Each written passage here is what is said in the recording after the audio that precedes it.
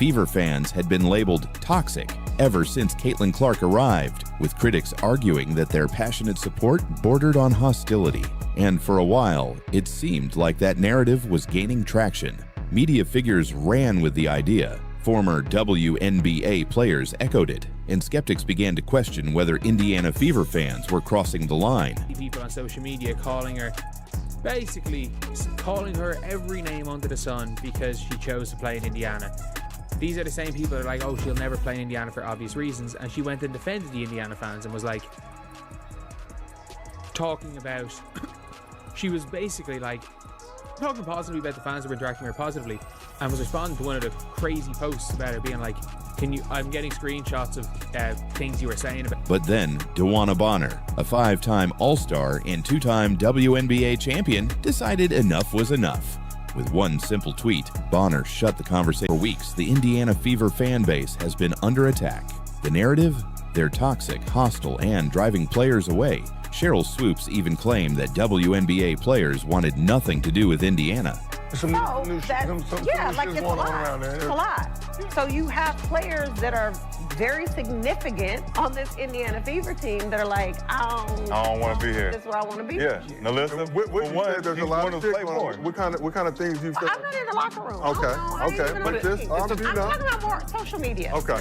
But out of nowhere, a respected veteran, a WNBA champion, and a future Hall of Famer just shattered that claim with one tweet. And in doing so, she may have just turned the entire conversation on its head. When Cheryl Swoopes made her bold claim about Indiana's fan base, it immediately fueled an already growing debate. This WNBA offseason killed a lot of dumbass narratives, right? It really did. And I hope they're gone for good. The way they came back the second game, it just makes you excited to, okay, I want to be a part of that. They didn't lay down and quit. They came back and actually try to beat us early, that next game. So it just shows a lot about their character and how hungry they are, and I want to be a part of that. For weeks, the Indiana Fever fan base has been under attack. The narrative? They're toxic, hostile, and driving players away. Cheryl Swoopes even claimed that WNBA players wanted nothing to do with Indiana. It's a lot. So you have players that are very significant on this Indiana Fever team that are like, I don't want to be here. That's where I want to be. Yeah. With one simple tweet, Bonner shut the conversation down. She completely rejected the idea that Indiana's fan base was toxic, calling it one of the most passionate and engaged groups in the league. And just like that, the entire debate flipped on its head. In my 11-year career, I've never experienced the racial comments from the Indiana Fever fan base. We had her face on a serious matter that happened in this world, and it's unacceptable, honestly. And there's no place for it, and we've been professional throughout the whole entire thing, but I've never been called the things that I've been called on social media, and there's no place for it. And basketball is headed in a great direction, but nah, we don't want fans that are going to degrade us and call us racial names. I mean, we already see what's happening in the world and what we have to deal with in that aspect. And we come to play basketball for our job, and it's fun, but we don't want to go to work every day and have social media blown up over things like that. It's Las Vegas Aces fans, electric. New York Liberty fans, dedicated. Chicago Sky fans, intense. But when Indiana fans show up in full force, the narrative suddenly shifts to negativity. Felt unwelcome as a result of that, because when you look at every sport and every fan base, there are going to be bad apples. With every group of people, there are. And the larger that group becomes, of course, then the larger the small percentage of bad apples are. But if you've ever followed sports, you see people acting stupid online or even live. Bonner called it out. She pointed to the fact that players love playing in front of engaged, rowdy crowds. She reminded everyone that loud, passionate fan bases are the backbone of every successful sports league. And most importantly, she made it clear, Indiana's fans aren't the problem. They all chose Indiana. They weren't avoiding it. They were embracing it. And this wasn't just about basketball. This was a power shift. For years, the WNBA's biggest free agent signings centered around teams like Las Vegas, New York, and Seattle. Those were the glamour destinations. The teams that got the big names, the big contracts, and the big TV ratings. Indiana, they weren't even in the conversation. But now, that's changed. Because suddenly, playing in Indiana isn't just about winning games. It's about being part of something historic. Caitlin Clark didn't just bring attention to the Fever. She made them the most watched team in the league. Indiana's games consistently pull in record viewership numbers. Their jersey sales are off the charts. Their arena is packed every single night. And here's the part the critics don't want to admit. It tapped into the long-running debate about how different players and teams are treated, depending on who they are and where they play.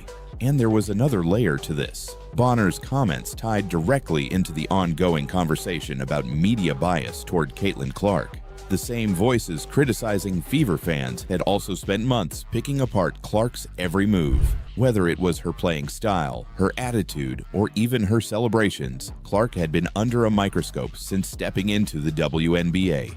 Bonner's words fueled the growing belief that something bigger was at play, that it wasn't just about Indiana, that it wasn't just about Clark, that there was a deliberate effort to control the narrative around the WNBA's biggest story.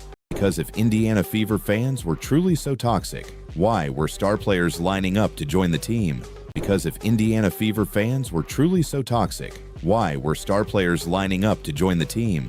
For months, critics had been pushing one idea. WNBA players didn't want to play in Indiana. They pointed to past struggles, small market disadvantages, and of course, the so-called toxic fan base. But then something happened that completely shattered that narrative. Star players didn't just choose to play for the Fever. They lined up to be part of what's being built in Indiana. It was very clear that that potential for stardom, which she never had in her career, no matter how good she's been, outweighed any potential downsides of playing for the Fever. There's no time for it anymore. It was a strong statement, one that only added fuel to the ongoing debate about Fever fans. And for many, it felt like confirmation that the toxicity narrative was real. But then, in a shocking twist, Bonner chose to sign with the Fever, the very team whose fan base her wife had just accused of racism. And to make things even more dramatic, Bonner openly defended Indiana fans, completely contradicting Thomas's claim. This wasn't just about basketball anymore. It was real-life relationship drama playing out in the middle of a major WNBA controversy. She had another point to make, one that exposed a major double standard in how WNBA fan bases are treated. After shutting down the toxic fan base narrative, DeWanna Bonner took things even further. She called out something that WNBA fans had been noticing for months, a clear double standard in how certain fan bases are treated. She pointed to the fact that players love playing in front of engaged, rowdy crowds. She reminded everyone that loud, passionate fan bases are the backbone of every successful sports league. And most importantly, she made it clear, Indiana's fans aren't the problem. She completely rejected the idea that Indiana's fan base was toxic, calling it one of the most passionate and engaged groups in the league. And just like that, the entire debate flipped on its head. Fever fans who had spent weeks feeling vilified saw Bonner's statement as validation. DeWanna Bonner being olive branch to us all to focus on the basketball. But I did think it was worth sharing simply because I know a lot of those fans, the new fans, felt rejected and beaten down a lot. They rallied behind her, flooding social media with support. When Cheryl Swoopes made her bold claim about Indiana's fan base, it immediately fueled an already growing debate. This WNBA offseason killed a lot of dumbass narratives, right? It really did. And I hope they're gone for good.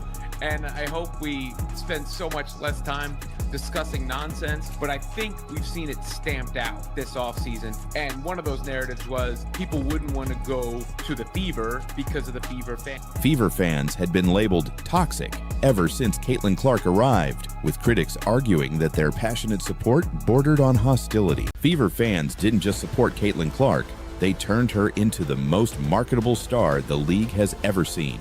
They made sure every Indiana game was a must-watch event. And now, players want to be part of it. The same people who once claimed nobody wants to play in Indiana are now watching top-tier talent willingly sign with the Fever. The same voices that criticized the fan base are now seeing sold-out arenas and record-breaking TV ratings. Therefore, the real question isn't whether the Fever are changing the WNBA, it's how far this movement will go. And to make things even more dramatic, Bonner openly defended Indiana fans, completely contradicting Thomas's claim. This wasn't just about basketball anymore. It was real-life relationship drama playing out in the middle of a major WNBA controversy. Fans immediately picked up on the tension. How could Bonner, one of the league's most respected veterans, call Indiana's fan base passionate and welcoming, while her own wife had accused them of being hostile? Speculation began swirling. Did Bonner and Thomas disagree behind the scenes about what really happened? But what no one expected was how her own wife would be at the center of the controversy. Bonner is married to Alyssa Thomas, a superstar for the Connecticut Sun. And just months before Bonner made her move to Indiana, Thomas made headlines for blasting Fever fans. And to make things even more dramatic, Bonner openly defended Indiana fans, completely contradicting Thomas's claim. This wasn't just about basketball anymore. It was real-life relationship drama playing out in the middle of a major WNBA controversy. But now, the Fever are the biggest attraction in women's basketball. And it all started with Caitlin Clark. Clark didn't just bring talent to the Fever, she brought an entire movement with her. So many players decided they were going to go to the Indiana Fever in the offseason, which was the death knell for a lot of those narratives. You know, they weren't traded. Cunningham was traded there, but Natasha Howard signed with the Indiana Fever. And I think more importantly, DeWanna Bonner signing with the Indiana Fever was representative of that. After shutting down the toxic fan base narrative, DeWanna Bonner took things even further. She called out something the WNBA fans had been noticing for months, a clear double standard in how certain fan bases are treated. Their passion has been reframed as hostility. Their support has been twisted into toxicity. And every incident, whether it's a heated moment in a game or a viral social media debate, has been used to paint them as a problem.